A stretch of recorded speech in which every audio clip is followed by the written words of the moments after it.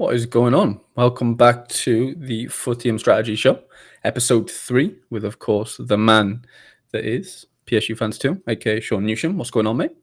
Not too much. I'm sitting here looking through a matchup at 1 p.m. Eastern, and I'm trying to possibly rearrange my lineup a little bit. So that's what I'm working on right now. Okay. I heard you just got back from the gym. Did get my lift on for the day.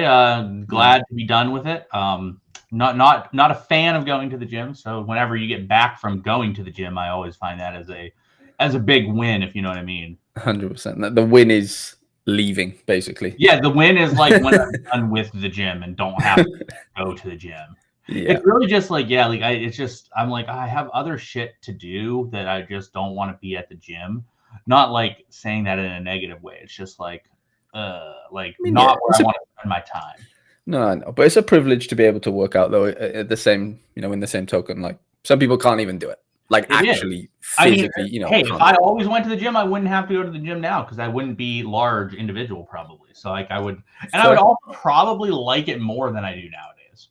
Yeah, because you're playing. I mean, like, yeah, you're playing catch up in the night. Like it's just tough, isn't it? Right? Yeah, it's every time you don't go to the gym, you're just basically, you're not banking anything. You're having to basically play catch up. What I hate now is I try to not have that many cheat meals or not have a bad meals, but so it's Mother's Day weekend, so we had a bunch of meals out and stuff, and it's like now I'm like, great, that's I'll see no progress for the next month. I'm just getting rid of this shit, and it's like it's just never enjoyable. I did lose the weight last year, and this year it's been a bit more of a steady staying, which is ideal, but hey, it's better than ballooning back up, right?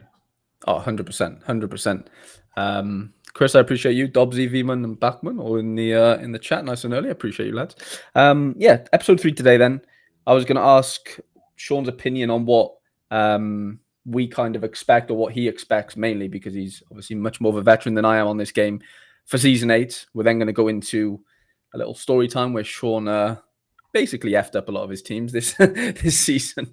And then we're going to jump over to OpenSea at the end. Hopefully just do a bit of scouring of the market, basically, and see if we can spot any value. Sean's eyes are better than mine when it comes to that, and that's why, of course, he's more of an asset on this show for that reason. So, and we're going to watch his game right now, which has kicked off, I believe. Kuth War. Yep, have the 2D5 teams. This team is in first. I was talking to Harry before the show, and this team had a big game Saturday. Oh, good, I'm up 2-0 already. Good, perfect. Wow. So perfect. That's what we like to see, Harry. We open it up. I'm up 2-0. What better can you do? Although it looks like I might be conceding one right back. This team's in first. I had a big game at the end of the week. I think it was on Saturday where I played third place, and I think I was down 2-0 at halftime. I got back to 2-2, and I conceded at the last couple minutes of the game to lose 3-2. And I was just like, oh man, if I could have won that game, it would have just been so good, because if I win that game, and there we go. I scored? Looked like it was the other way. There we go. 3-0. Now we can start looking at rotating our guys. Perfect. Crazy. So I was sitting there and I was like, oh man, if I won this game, I'd have a 4-point gap on second and 8 points on third. Instead, I lose it and it's a 1-point gap on second, 2 points on third. And I was just sitting there. I'm like, man, if I could have wrapped that up, I'm one win against the second place team away from having the league wrapped up. Wow. And it would have been just huge. And then I also have the other Division 5 team, which literally can't win.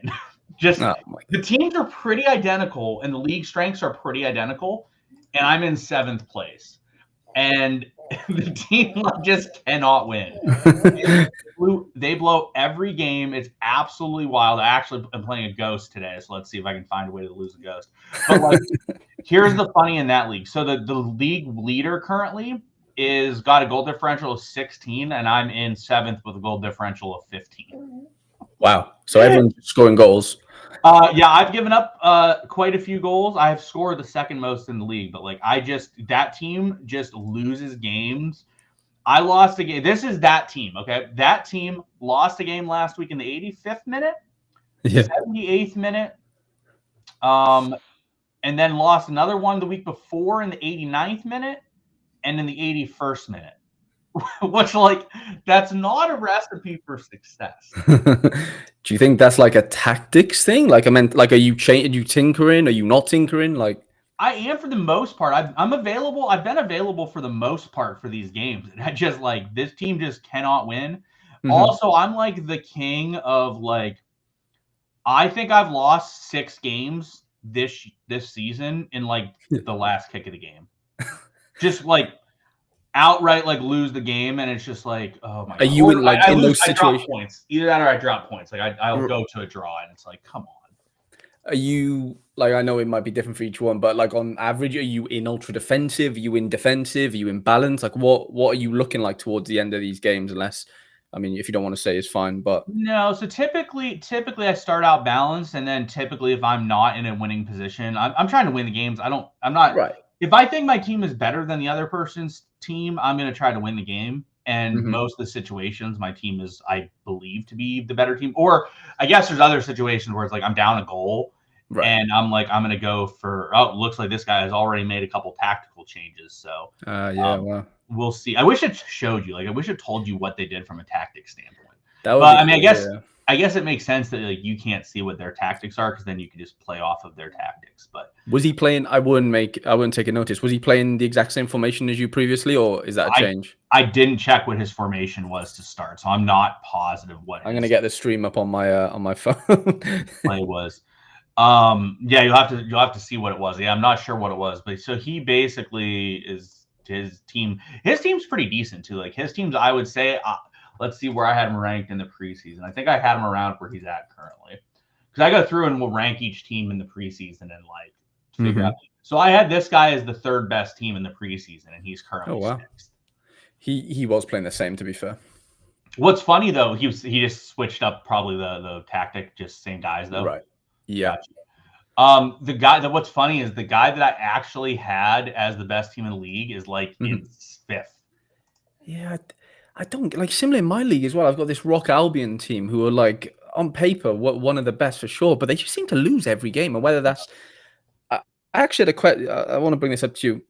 I had a question from somebody on Discord earlier, who's looking to start playing the game. He actually had a meeting or something with George and Sam earlier, or yesterday or whatever, and he was basically saying like, what level of control or even or how much does the in-game tactics basically determine results effectively? I know the answer is going to be depends really, but ultimately he was basically saying he lives in New Zealand and he just doesn't know if how many games he'd be able to attend, right? So what's your thoughts on that? I tried to give my opinion on it, but yours is going to be a bit better than that. And if he's watching, that'd be great. But yeah, what do you think?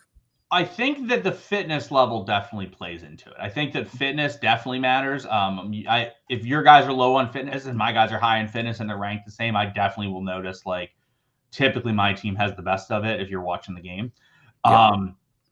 But the actual tactics within the game, I definitely have noticed, like if you go into an offensive set and you change to an offensive set, your team typically does better offensively, and they typically will give up more offensive opportunities for the other team. So I definitely will notice it. But at the same time, if you don't touch anything, it stays on balance. It doesn't really do much, because like if the other person adjusts and goes like attacking, you're still on balance. Like it typically offsets with that anyways.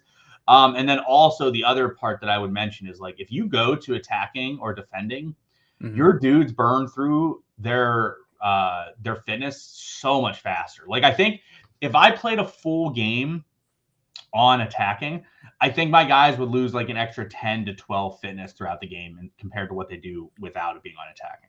So it's one of those things. If I'm down like a goal or 2 goals, like I will typically go on attacking. But even then, a lot of the time I will wait till a little bit later in the game, because otherwise it just kills your guys. And then you have the lasting effects of it, right? Where it just continues to do it.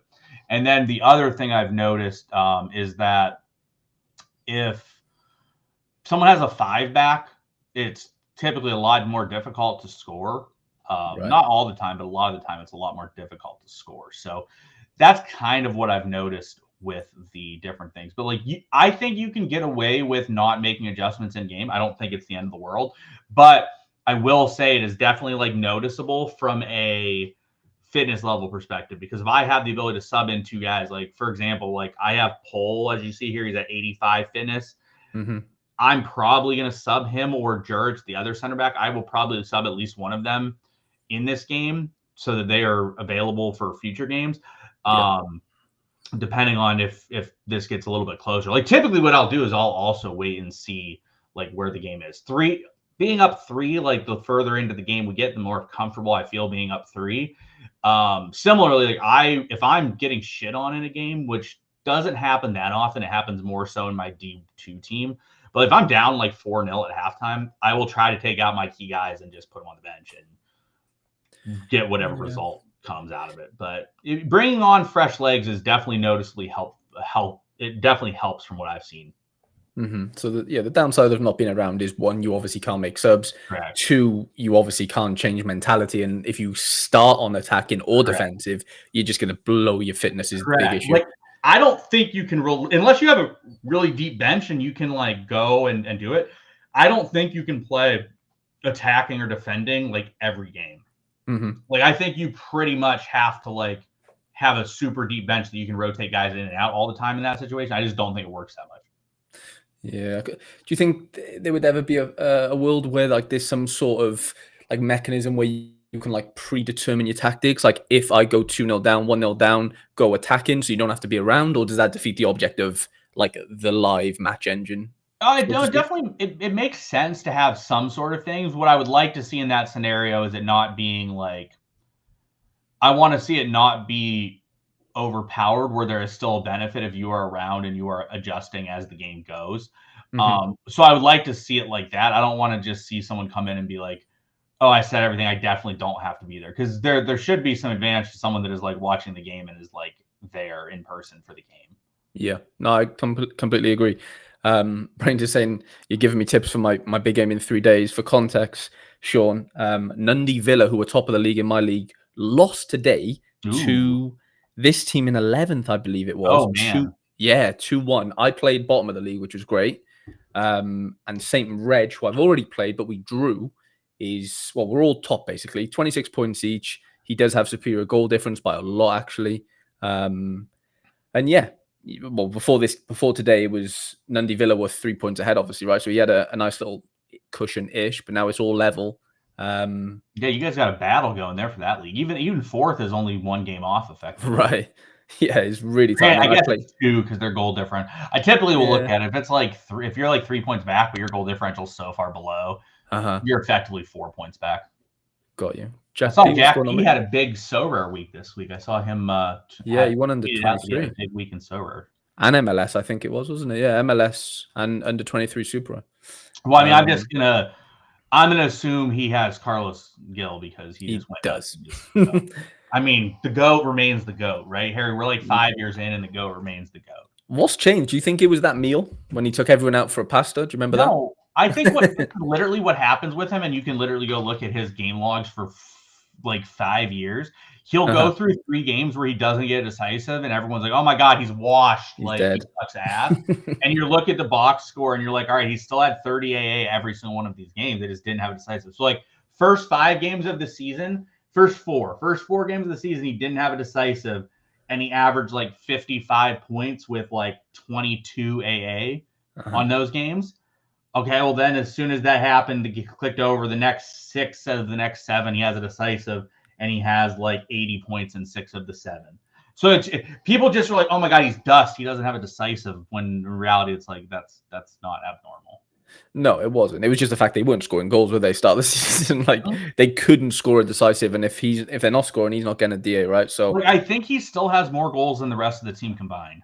Oh, I wouldn't. Yeah, that wouldn't surprise me because they've really struggled to actually have like a recognized like 9 or wing. Like everyone's just been like rotated, dead, injured, or. But I think he's actually having one of his best seasons. I mean, it would be interesting if you go see. Feels that way, doesn't it? Considering like the team around him isn't really great. Yeah. Not that it ever has been, but it's been better. But anyways, yeah. So I definitely am going to try to make some subs here because I do have a game tomorrow against a lower level team. So it's not the end of the world. Actually, the next couple games aren't that bad for me.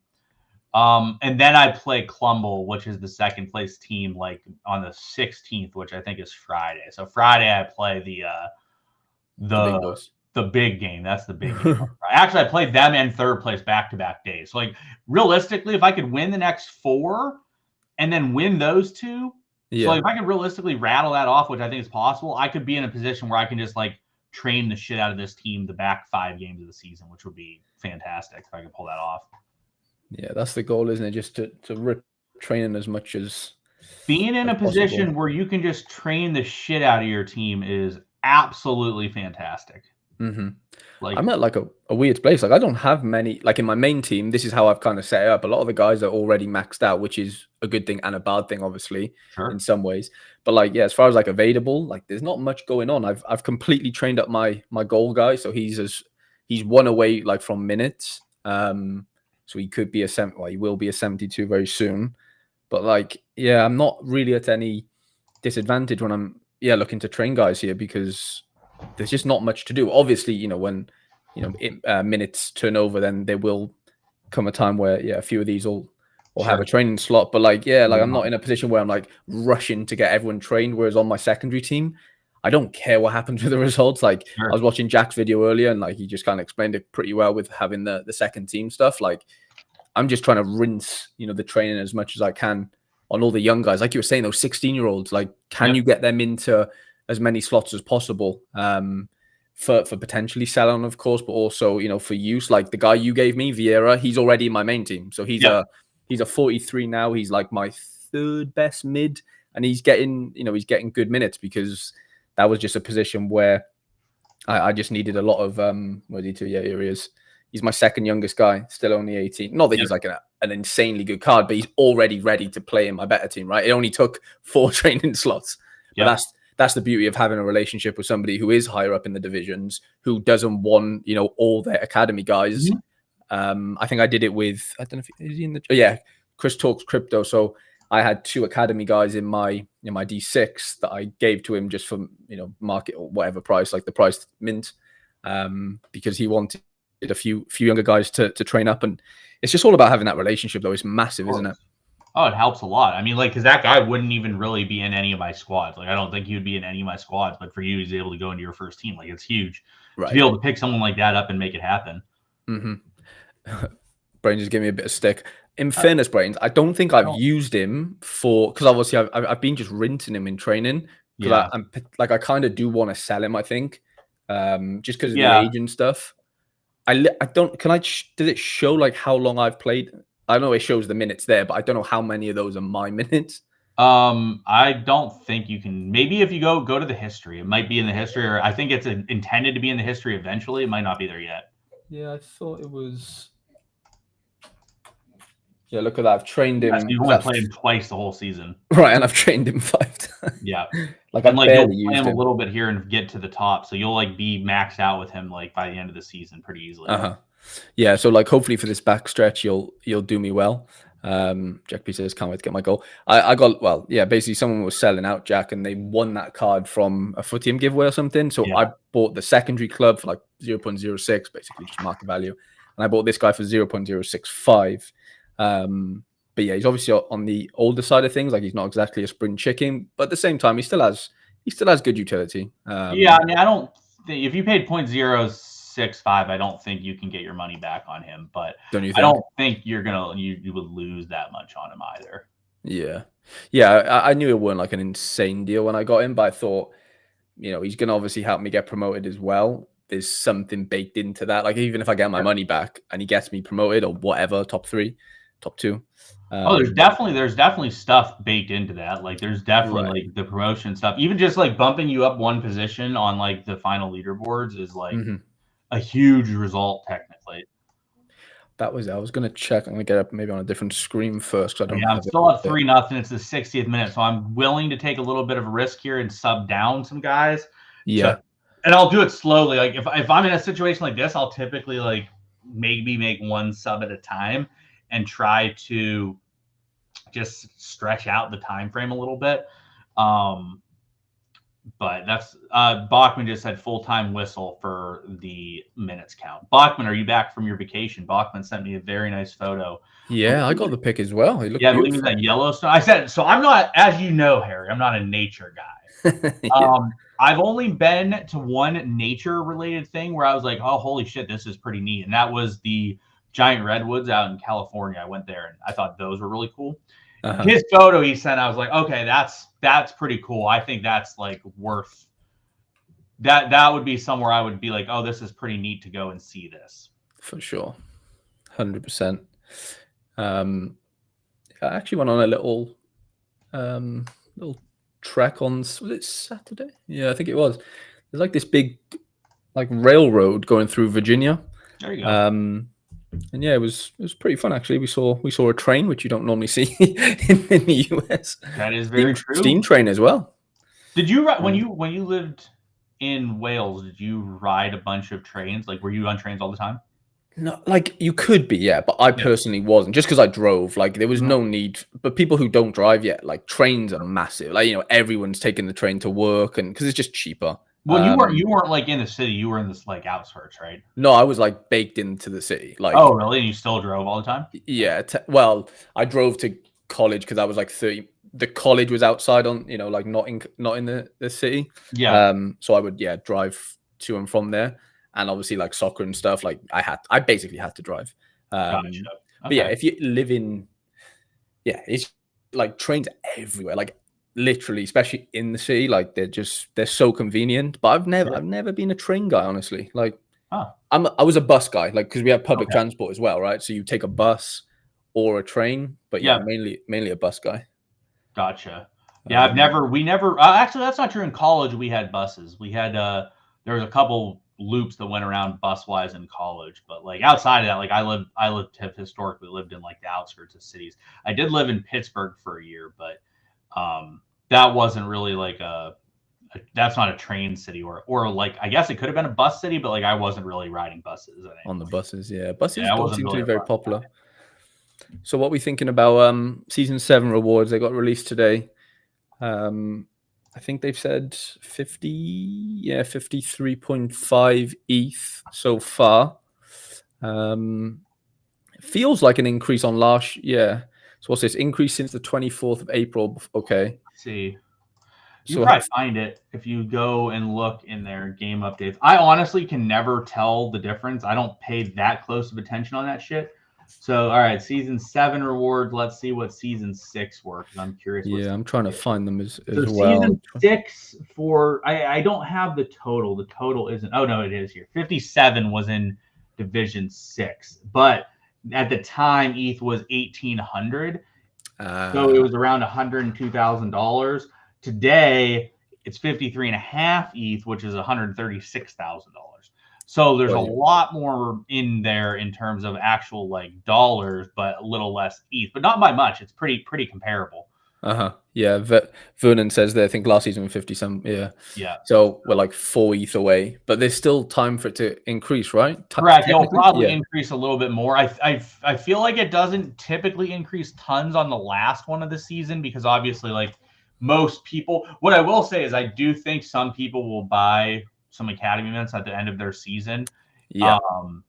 And if they had a good season, like if they're like, oh, we had a really good season, like we made some money and they have an academy mint that maybe they're like on the fence with minting, I will find that they will sometimes mint that guy, whereas like otherwise maybe they wouldn't have. But otherwise, like for the most part, there's not tons of minting going on at the end of the season. But I'm sure it'll go up a little bit. By the way, Vernon, we had a big game the other day with Braunboard. Did you see, by the way? This one shocked me. So my D2 team played the team that is directly below Vernon in the standings. But like the team isn't bad. It's worse than my D2 team, but it's not bad.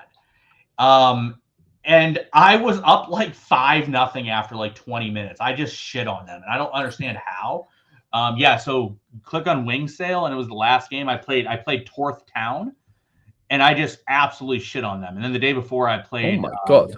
9-2. I was up like 8-0 at halftime. I don't understand how. Because like the team isn't that lopsided. Like, yes, I think my team is better, but it wasn't that not. I think, look, so I had I had 8 goals by halftime. I was up 8-0 at halftime. What the? This guy got 4. Yeah. I don't understand it. I was up 8-0 at halftime. And I'm like, I don't understand how I'm up 8-0. Like the teams aren't that comparable. Like, I think Vernon's team is similar to this team. If you go back the day before I played him, and I think I won like 3-2. Like I think it was pretty tight, 4-2, and I scored 2. It was 2-2 at 60 minutes or something. Yeah, 2-2 at 60 at 70-minute mark, and I won 4-2. And I changed. I know once he scored, I changed to an attacking set, and I think I brought someone in to sub in. But I mean, he doesn't even have a 70 there. Your guys are basically all above 70. Yeah, my team. But like, if you look at his team's pretty comparable to that team that I beat 8-0. Yeah, it is. Like, it's not like light years off. So yeah, I'm literally only up 3. I'm up 4-1 with in my ghost matchup. The same as I'm up in this game where it's like 3-0, but the team I'm playing is a lot better. What are the ETH prizes in D2? D2, it's pretty good, but there is one thing. Oh, that's nice. Third is currently drawing in this league. Staunting is currently drawing to Adder Park, which is the bottom. Wow, look at that. So you're in 5th right now. Yeah, so here's an issue, and this is like what people talk about, and people are like, why are like better teams down lower levels and stuff? So I'm getting 0.231 for 5th. I think my absolute ceiling is 4th. I don't think I have any shot at getting above 4th. Yeah. If I win D4, go to a random D4 and click on the prize pool, and you're going to see like why people put their lower stuff, their teams lower. Oh, like, wow. If I win this league, this D4, I get 0.34 ETH. Well, if you do the math, very comparable. They're very similar. And if I bring my best team down to a D4, my best team is going to be the best team in D4. At worst, it's going to be 2nd. Whereas like in that D2, my team, I think, is 6th best, and I maybe can cap it 4th. So like, it's like, why would you do that when you can just go down to this D4? Yeah, Vernon said Rustin, Tam, and Kinfield are insane. Yeah, so I lost literally at the death in the first round of fixtures to Rustin and Kinfield. I was talking to Bachman. He literally scored. There was not even a kickoff. I lost without even a kickoff happening afterwards. That's brutal. And then I'm pretty sure I lost to Kinfield in like the 90th minute also. And I'm just like, but like Tam's Town, like they were up like 4-0 on me at like the 30-minute mark. And I'm just like, all right, guys, get to the bench. What's D3? Yeah, it's similar. Like D3, like if I win D3, like that's like 2nd or 3rd place in D2. But if I'm in D3, I should have probably not played my good team in D2 this season. I probably should have used my 1 D3 slot to do that. But that was a mistake on my end that I would probably do over. But I think this was a good season where I learned a bit. And could probably make some adjustments in the future about it. What's the antidote then to not body bagging your team down to the 2nd or division below? Well, I think the key thing is something we talked about before, where you give the legendary player sales, that ETH goes to the higher level divisions, because all of a sudden if you move another, let's say another ETH into Division 2, and all of a sudden every spot's getting another 0.1 ETH, like then at the top, like 0.2, 0.3 or whatever, all of a sudden that 6th place, instead of being 0.165, maybe it's 0.28. And then it's like, all right, well, I only have to finish 6th here compared to 1st in Division 4. Like this is a lot more appealing. I think that would take a lot of it. The other thing is I think you flatten out the top. Like you don't need the top to be as heavy as it is. If you give like the lower positions a little bit more of the pie, it makes it so that because like 1.2, I think Division 3 was like 0.6. Yeah. If I win an ETH here, I'm still happy. But like if you move like some of that a little bit lower down, and it's like 1.7, 0.5, 0.4, 0.3, 0.3, 0.25, whatever. It just obvious random numbers here, but it's spreads it out and makes it to where like it's not the same as 2 low divisions lower, like 2-3 spots off. Bachman doesn't move his players down because compete and winning culture is our greatest asset. Yeah, Bachman and I disagree on that. I think the biggest winning asset is winning and getting the most rewards you can get. So like I don't give a shit where my guys are. Like I just want the biggest rewards. Like I couldn't even compete at D1. Like click on 7th place in D1. And like we'll look at this team compared to mine. I'm gonna assume it just shits on my team. That's good. Spallet City. Wow. This is 4 or this is 6. Jesus Christ. I can't sniff that team. Yeah, that's ridiculous. Like, and this is 6th. Wow. So why would I do this when I can just go down to D4 and make more for winning than I could for like 4th here? It just doesn't make economic sense. Mm-hmm. This is Bachman as well, right? Yeah, Bachman, I believe, is not having the season he would like. He would like to win, and he's not winning. So that probably is he's probably not thrilled with this position currently. Let's have a look. His team's stacked, but like the top teams in Division 1 are just really stacked. Yeah, they're all just stacked. Yeah, he's got like 20 guys better than my best player, period, and I'm a Division 2 team. Mm-hmm.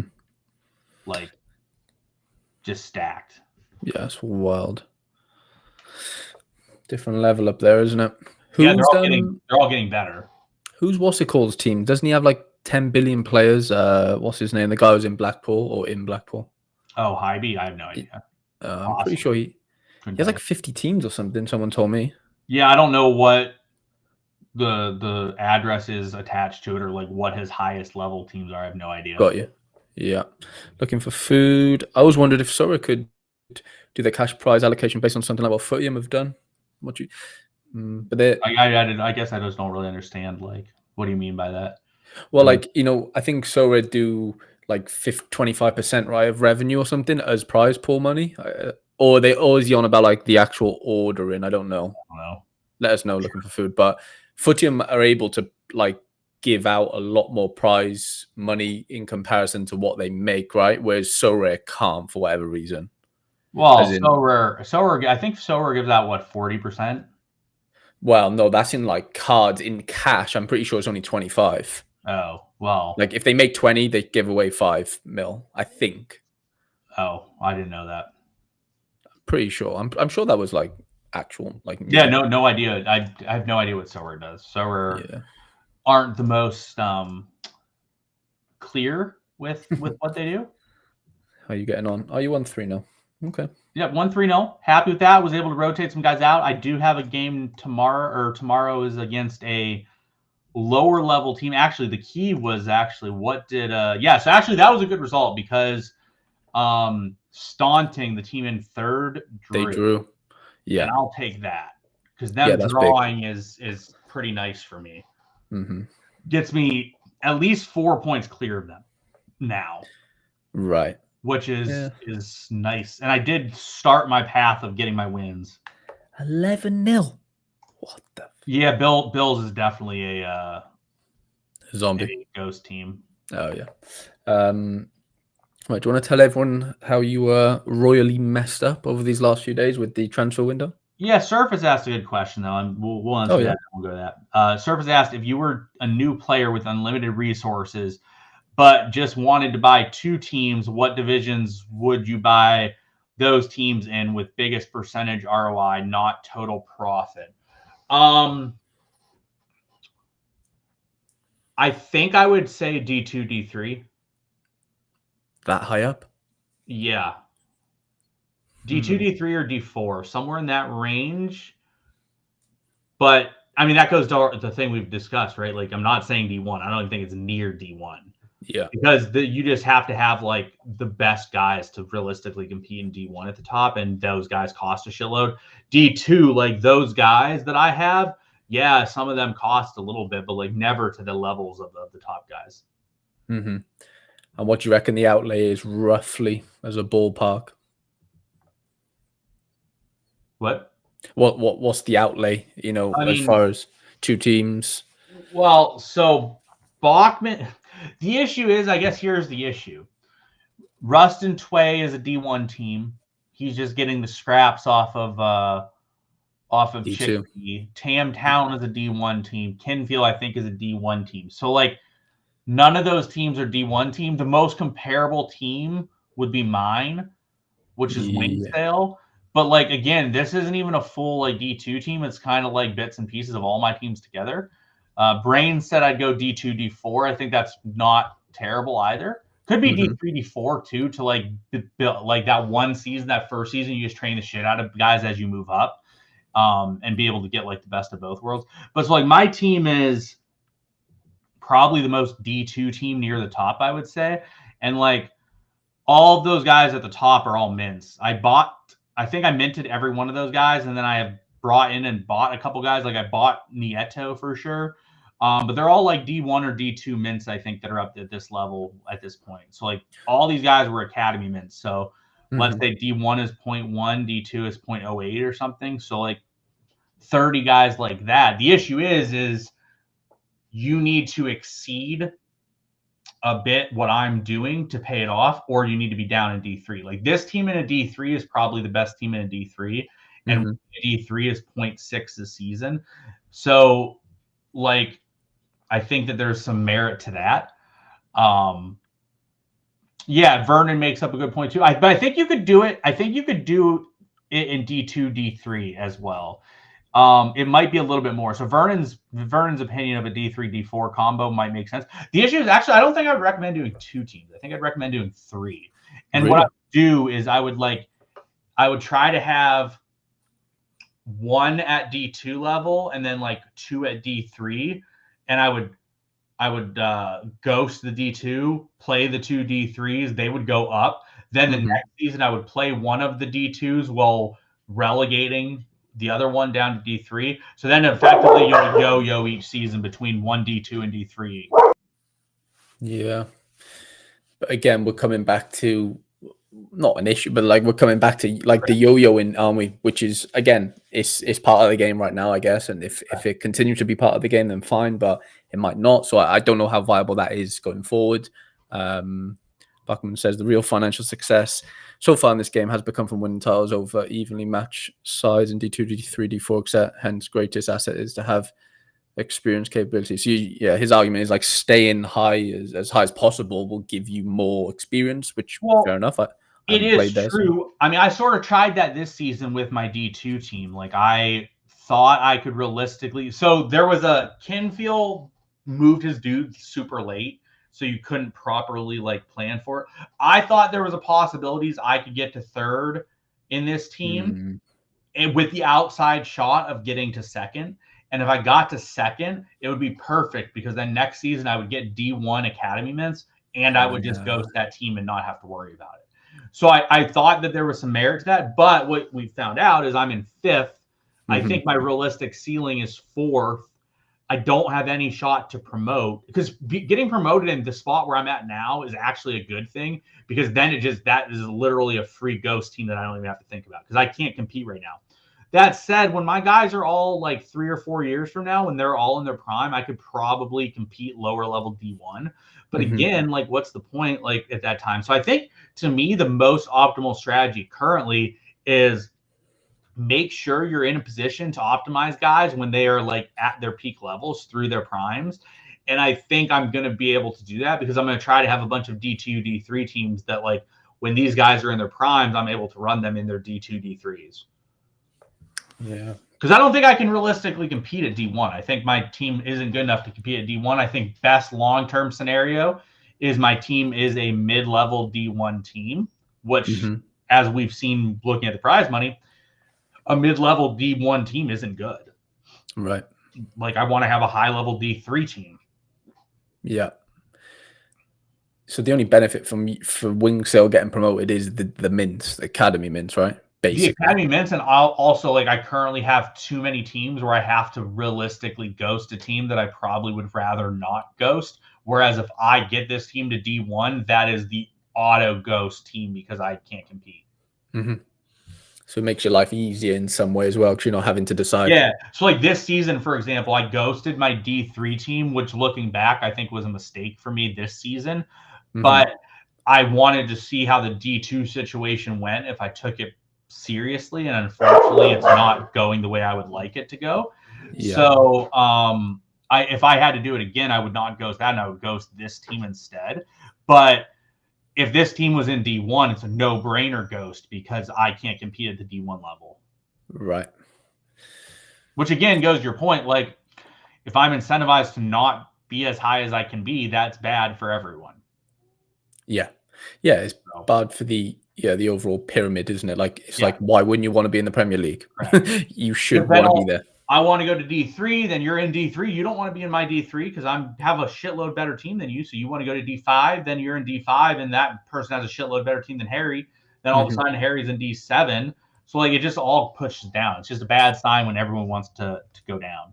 Do you think they'll ever, like what Jack mentioned in his video today, he's like he thinks it might eventually sort of get stopped, the fact that you can just completely take, you know, all your D2 players and move them down to D4 and just completely bully it, like unregister obviously. And in the off season, like, is there anything you think will ever be put in place to stop that, or is that just part and parcel of the nature of the game?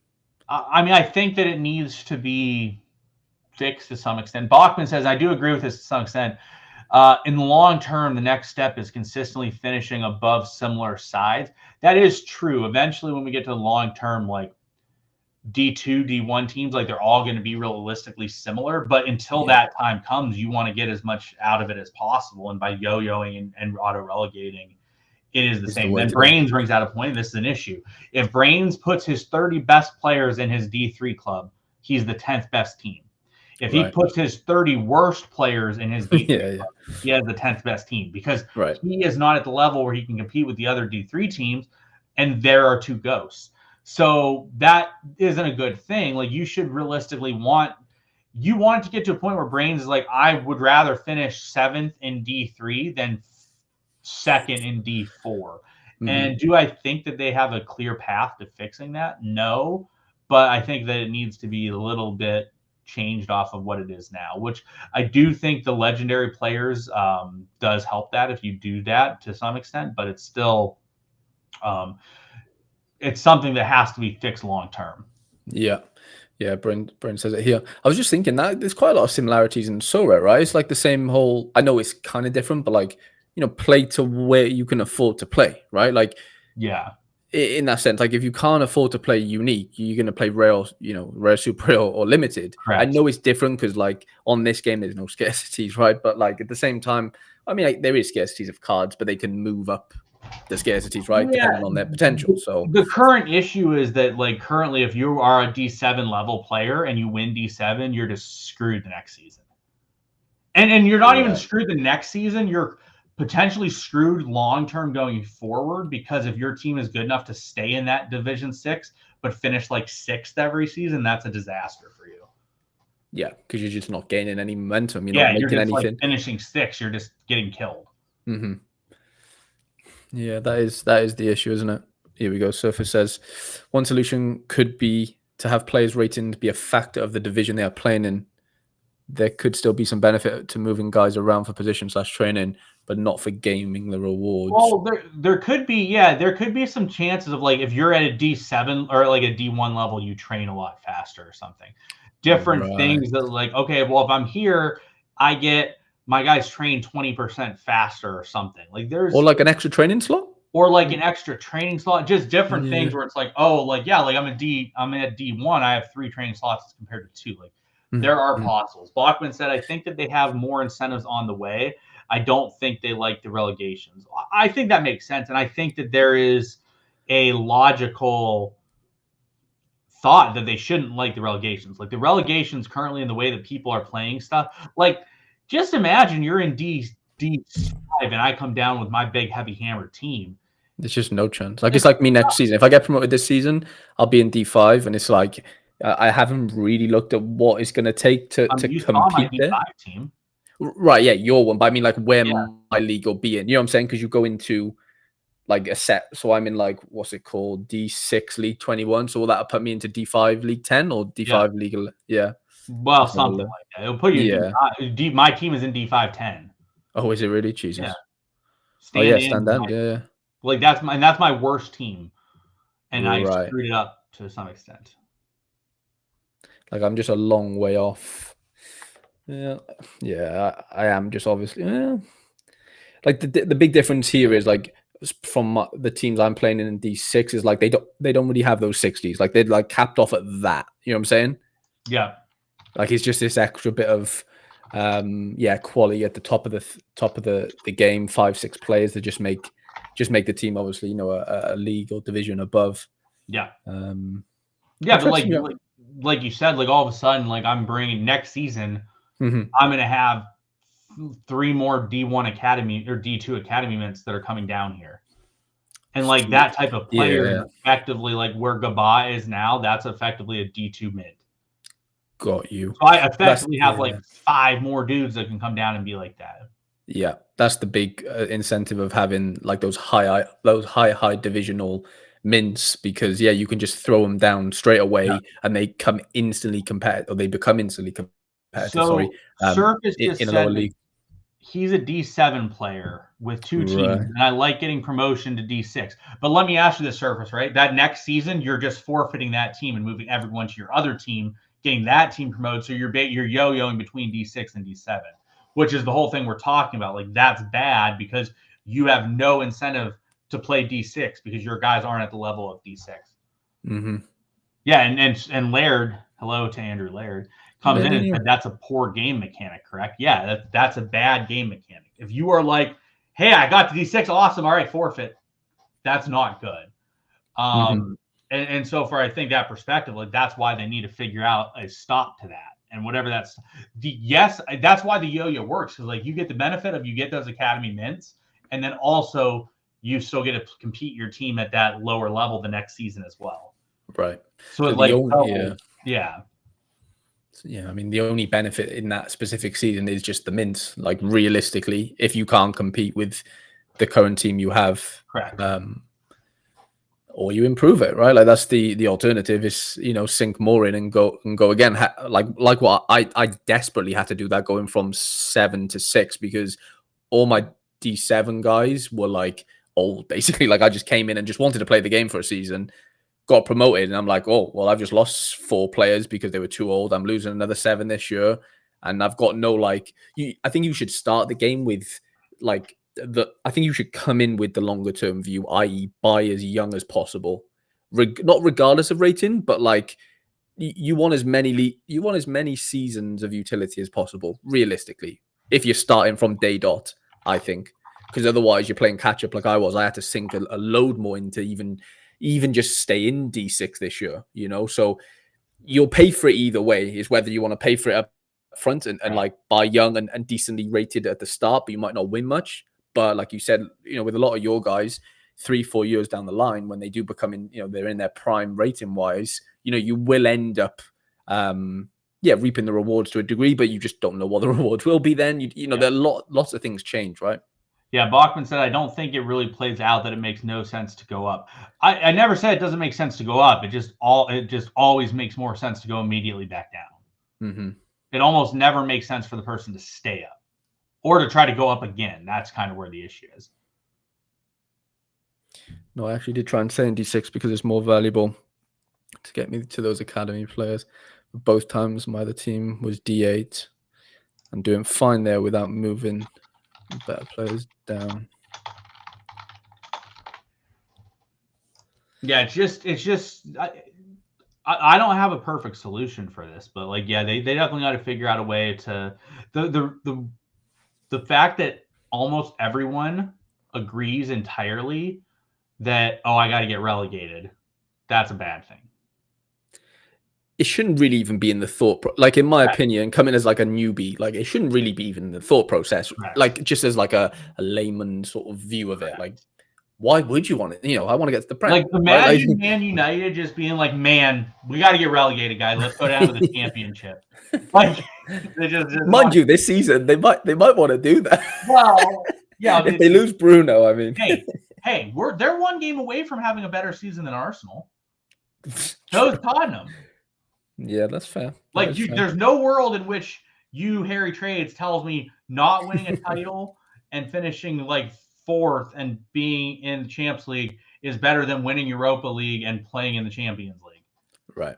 Like, no world in which that's not better. For sure. Yeah, and Laird said, seems like they know the relegation issue, just a matter of how they address it, not if. I agree with that. One thing I've really enjoyed with the Footium team up until now is they seem to. It's a big difference from Sorare, right? In my opinion, the Footium guys understand their game. And they like know what the issues are. It's a matter of, hey, we need to like take a little time to figure out, because like we're going month. Like there's a season every month. Like you don't have tons of time to be like, hey, this is a new thing we're going to implement. We got to figure this whole thing out.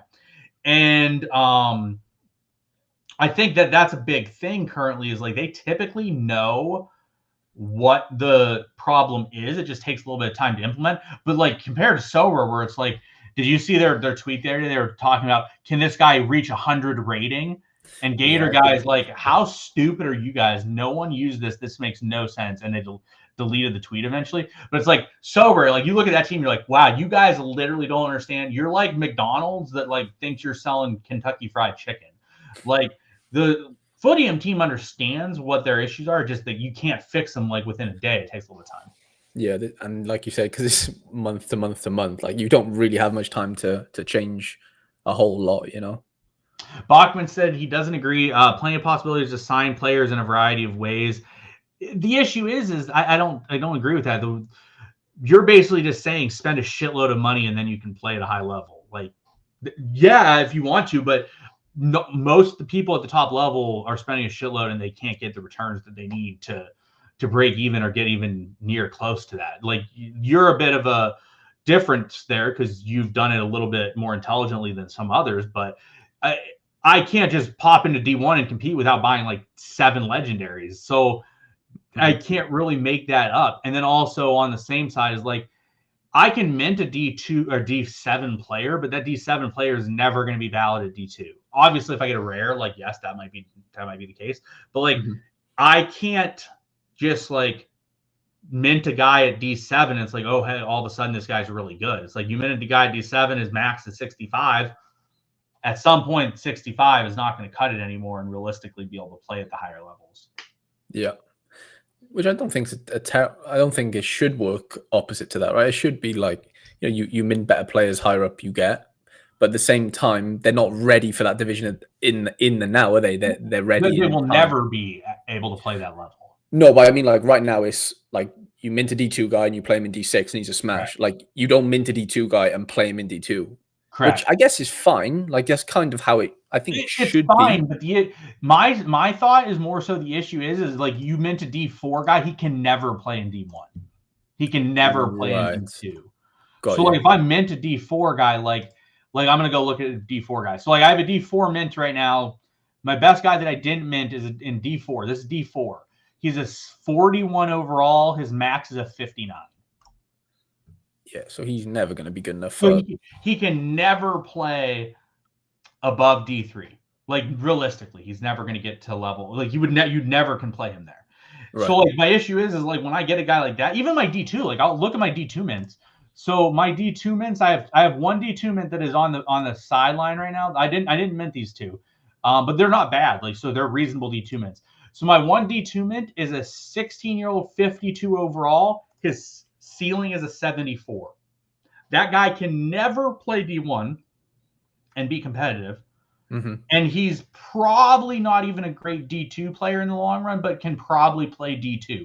So all of a sudden, like I'm minting this guy as a D2 player, and I can never realistically play him above because he will never be at a level that will be worthy of that.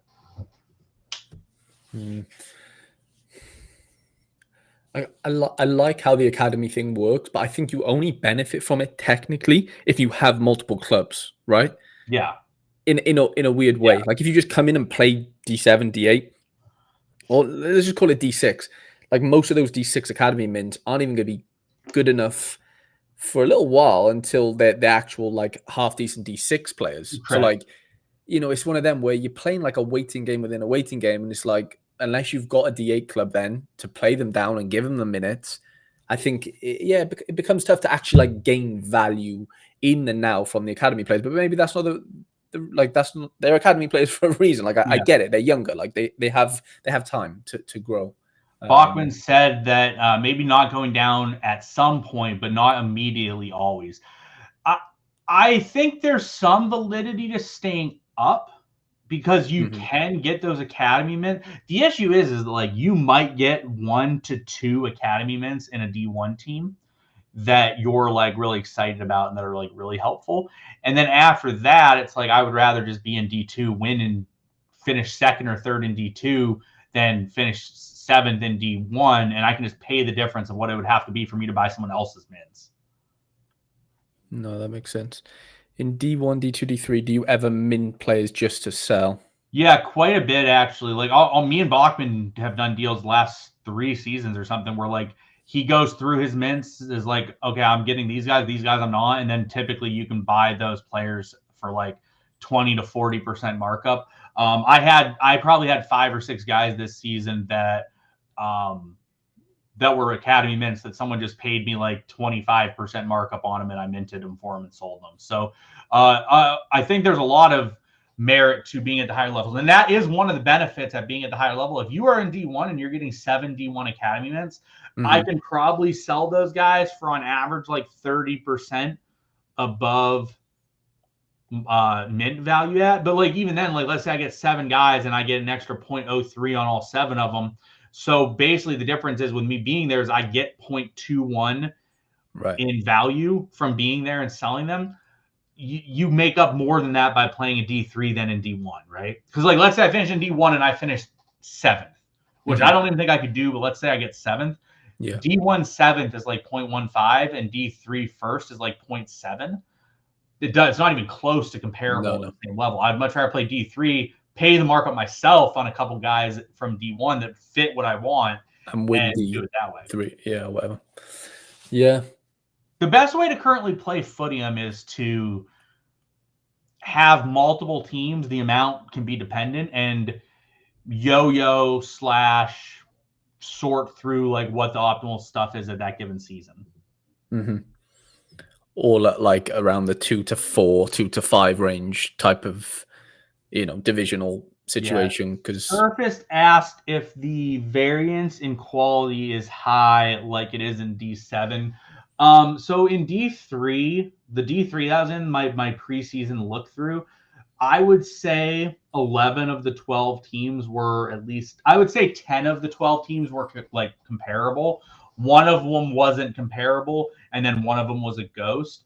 But like there's a clear, like at the top level, their players are like 10 points higher at every position than the guy that's 10th. But compared to D1, where it could be like 20, 25 points in a lot of spots. Yeah. Yeah, and like Vern said, a lot of the thing too is also if you stay up, a lot of the value is hitting the right positions. If you get a right winger and that's like your main guy that you get as like an academy guy that's like good prospect, that doesn't matter or shit. Yeah, you need a spine. You need a goalkeeper, center back, CM. If you get a CM, okay, maybe you can get like 100%. Like you might be able to get 100%. But the thing is, you get that guy, you also need that guy. Yeah, that's the issue. Yeah, you want to keep him for yourself. Correct. So like there is value. I'm not saying there's no value to be up. That's why I said like typically what people do is the yo-yo strategy is the best solution, where you get that D1 mint while also playing in D2 to get the D2 prize money. Like that's typically why I think it's a lot better in that situation. No, for sure. Surface said is the variance in academy mints. I think the variance at the variance is pretty similar between all the levels. I even found it at lower levels like D67. Like the variance is similar, but it's just more so like, do you hit that right prospect at the right position? Like I had a really good academy mint this season in D2. Bachman I talked about at the beginning of the season. Like I got probably the best possible D2 academy mint you could even get, which was like a 57, 17-year-old center mid with 81 max potential as a D2. So like I got the best possible D2 mint, and then like I also got one of my mints that's still there is a 17-year-old left winger who's a 52 who his max is 71. No, sorry, 69. So like there is definitely variance in the academy mints, and the problem is like if you are not drilling the positions that you need and you're drilling a winger, it can be an issue. Yeah, you've got to get lucky on the position, haven't you, really, for it to like mean a ton. But Surface meant the variance in academy mints rather than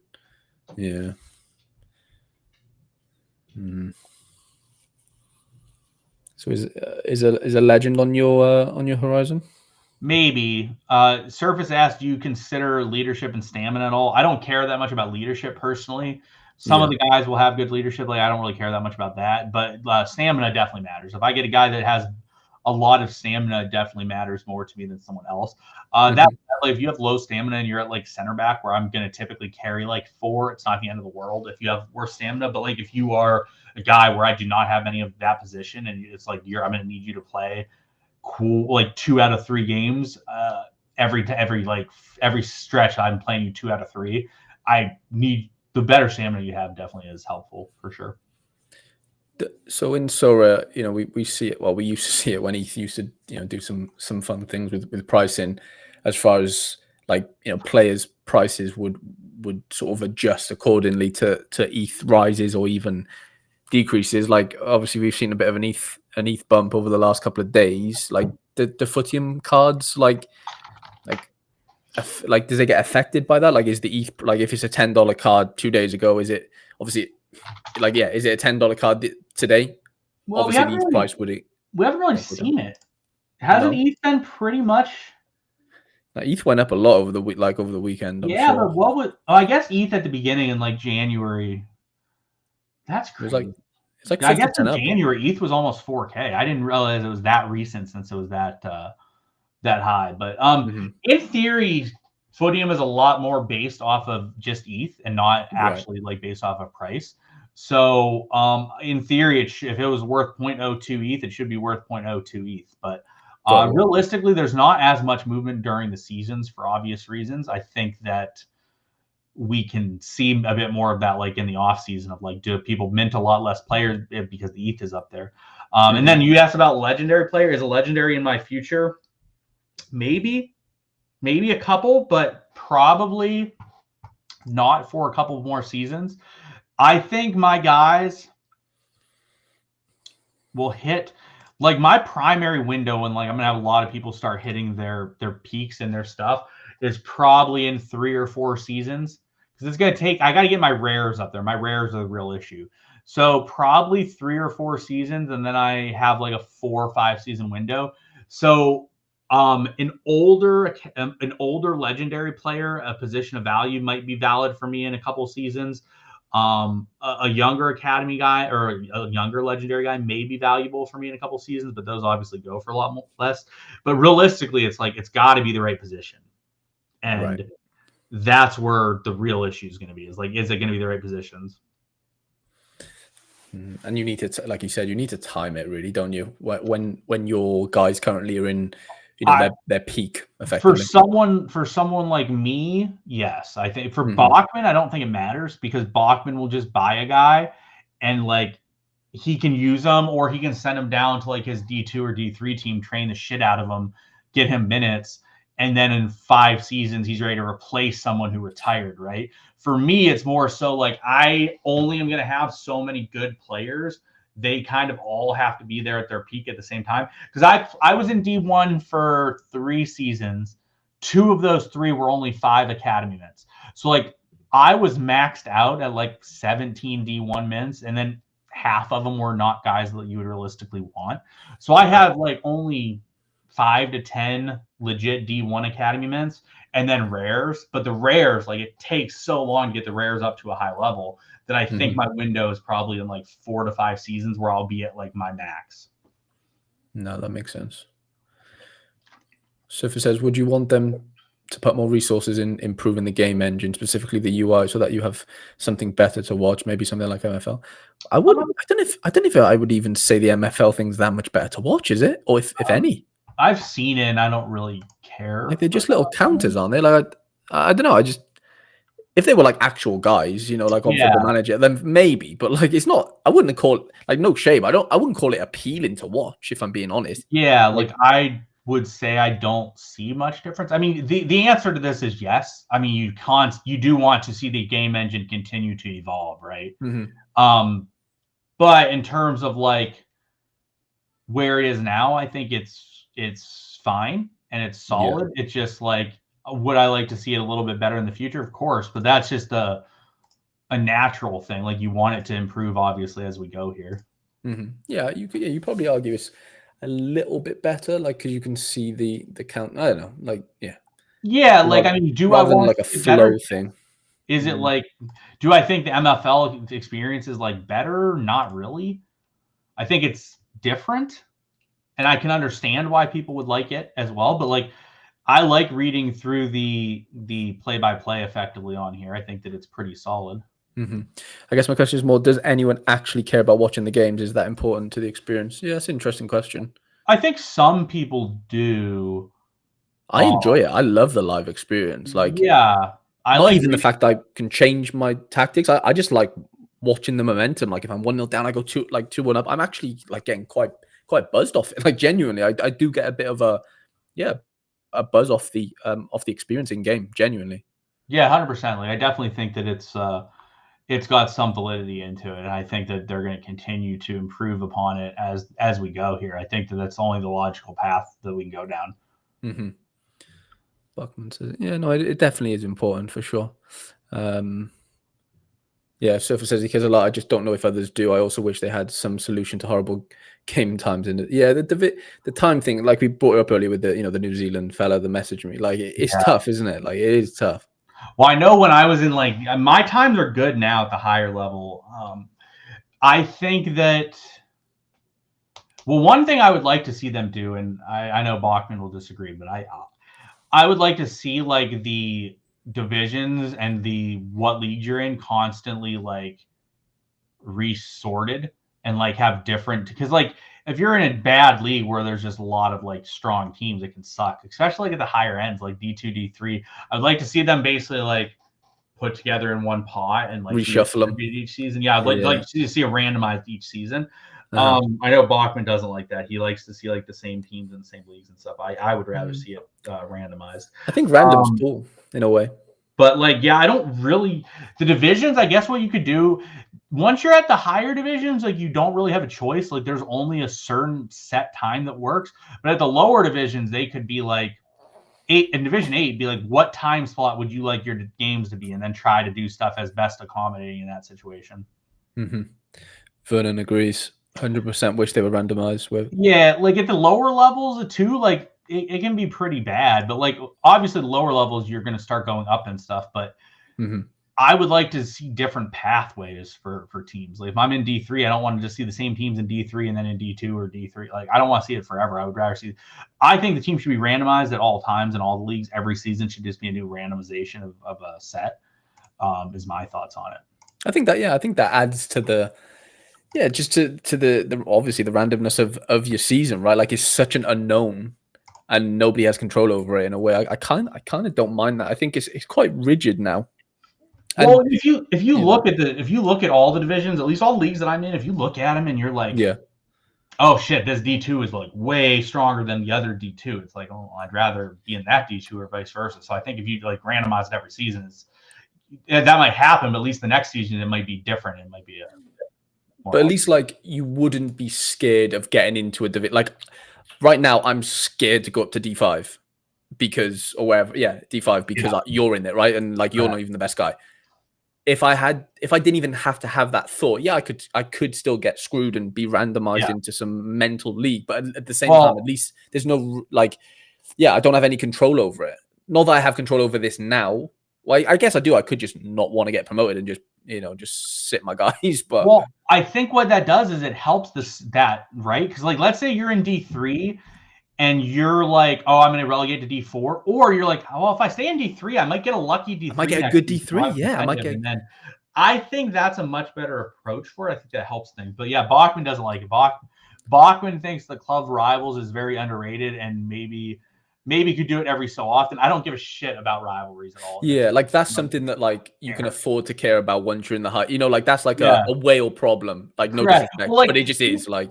even though at the top, like the Whale has like 8 teams in the top 2 divisions. So like I don't give a shit if I'm playing the Whale's one team or the other team. Like like Bachman. Bachman has Ruston Tway, which is the team that it bounces back and forth, and then it has Chickpea in the top division. I don't give a shit which one I play. It's no different to me. Yeah. I don't know. I get both sides, but I do think the randomness does definitely stop the even just the thought process of, oh well, I don't want to get promoted because I'm going to get screwed. Like, it's at least you have the option through randomization where you might not get screwed as far as like where your team's placed. Like, it's more so you just don't know what the scenario is going to be. So like you don't necessarily want to just auto relegate when a D3 could be an easier path than your D4. Like, you don't know. So like I think it would help take away some of the like I can look at my D2 and be like, shit, I got to relegate. Like, the next season's going to be brutal. There's no point to staying up. Yada, yada, yada. If you're like at the top, like there's only one division. Like, the top couple of divisions does matter anyways.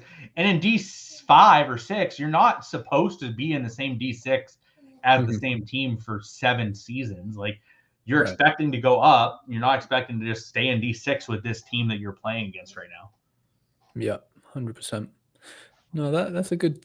Yeah. Yeah, like I don't necessarily think it's about like having an easier path per se. It's about having a different path. Like, some seasons your path might be a disaster where you're just fucked, and then some seasons it might be like, oh, it's no different really than the real life, where it's like, oh, this league is like the French league is down this year. It's pretty weak. You have a chance to win it, or like, oh, the Prem is super strong this year. Like, it's going to be really difficult to finish in the top 8. Shit like that is at least interesting. I'd love to see a cup, though. I'd love to see some sort of. I think a cup is cool too, and I also think a cup helps a lot. Baby's going. A cup helps a lot too with the idea of like, let's say I'm in D2 versus D3, and I come into the cup around later. Like, maybe that has some value to it, type of thing. Yeah, like everyone, like I just love to have a cup now with it in my D6. Every club, however many there is, like just one big Royal Rumble, you know, and then the same for D5, same for D4. Oh, it'd be cool to have like one cup that is like, I guess you can't really do it with like, because Division 1's only 12 teams, but you could have a cup for the lower level divisions and then one overall giant cup, because also like in that scenario, it could give you possibilities to have different like start times. So like, to what Surface said, maybe your league start time is at a time that doesn't work for you, but your cup time is at a time that does work for you. Like, maybe that's interesting. Brain says you do have a 50-50 right now on which league you get relegated into. You do, but like once you go to like D3 or D2, like you're also like you go up with the same teams and you're with the same. I don't know. It's just not super interesting to me. Yeah, I went up with this Nunth Villa team who like I'm actually playing them next game, and they gave me a hard time last year, and I'm getting a similar experience this time around. But it's nice. Like I get the rivalry thing. Like I wouldn't disregard what Bachman said there, but at the same time, I think I would take the randomness over that for sure. Yeah. Brain said, can't wait to knock Bachman out of the cup. What about his other 10 teams that he's got, Brains? Are you going to knock all 10 out? That's funny. But yeah, no, I understand why Bachman likes the rivalries. I mean, I guess I don't, but I do. Like, I understand the theory of it, right? But I don't see the practicality of it. And I think that the benefits of like a randomization definitely outweighs that. No, I do agree there. If anyone is watching and you aren't on Footium right now, I think they're doing some sort of survey that's going to help them try and come up with a better way for onboarding, like the guys that run Footium. So yeah, if you have the time, take the survey, and yeah, you can win. I think you can win a club, players. There's an Amazon gift voucher in there as well. Yeah, takes 5 minutes apparently, and if you don't play Footium right now, it is pretty handy for them as far as gathering information and stuff. So little plug there for them. I didn't realize they put it on the home screen, which is pretty nice. That is nice. That is helpful. Yeah. Hopefully people fill it out, because I definitely have heard that I've heard some negatives about the onboarding process. I don't try to onboard people. Right. Like, yeah, it's tough. I tell them how to go play, but like I'm not going to worry about like onboarding stuff. And I've heard from Laird that like the onboarding situation is quite difficult and frustrating. Yeah. It just doesn't. Yeah, just because of the nature of open scene. Like there's no referral links or anything like that, right? It's all having to be quite manual. So yeah, but I'm sure there'll be workarounds in the near future. Bachman says most of the insight is from playing with normal lower sides like Harch Albion versus Bunston, it adds a layer of long-term planning and tactical head-to-head mind games. Oh, I'm sure it does. I'm sure it does. Yeah, I don't even look at the teams I play in my D6s and 7s like that. Like, I just play the game and move on. Like, I know the teams at the higher levels because like those are the teams that are typically the same teams every season. So like I'm familiar with like who is the top teams and like what to expect from them. I don't care. Like I could probably tell you like 3 teams at best in my Division 5s. And they're probably teams at the top of the leaderboard that are teams I'm trying to catch to win the division. Right. Yeah, I guess it becomes more apparent because there's just less teams entering and getting relegated from those like D1, D2. Like it's always the same kind of guys, right? Really, in a lot of ways. But anyway, right, I think we're going to wrap it up there. Sean, it's been an absolute pleasure. Yeah, we've had good numbers today in the chat. I've enjoyed it actually. It's been really nice to bounce off the chat for the show. I think Laird's going live in the next 14, so let's hop off because I'll be watching him do his thing.